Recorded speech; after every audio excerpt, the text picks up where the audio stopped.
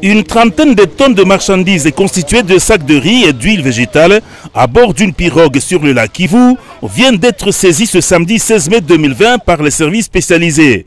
Cette cargaison qui est entrée la nuit frauduleusement au Congo démocratique en provenant du Rwanda voisin devrait être déchargée au port public de Goma.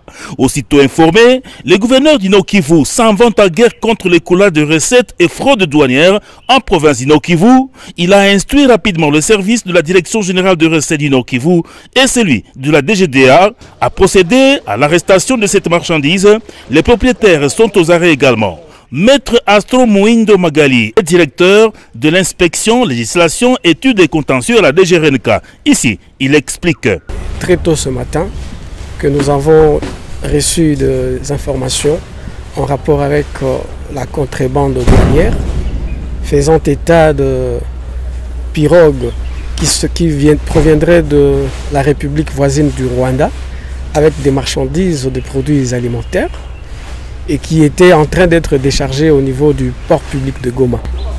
Les marchandises ont été escortées sur ordre de l'autorité provinciale à partir du port public jusqu'ici au niveau du point de débarquement du musée.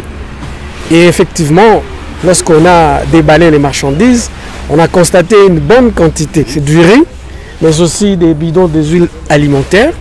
Donc il s'agit vraiment d'un message que l'autorité provinciale voulait donner à travers cette opération, parce que tous les services ont été mis en contribution pour intercepter cette pirogue. Et heureusement, la marchandise vient d'être reprise et ramenée dans les circuits de l'opération de dédouanement. Là, on va devoir recalculer, on va devoir contrôler la qualité des produits, et on va recalculer les taxes ou les redevances et les droits éludés, et on va devoir appliquer les pénalités. Non seulement les personnes qui font passer ces marchandises-là ne payent pas le droit au niveau de douane, mais aussi sur le marché, ils viennent perturber sous forme de concurrence déloyale les opérateurs qui, eux, sont sérieux et qui ont payé les taxes.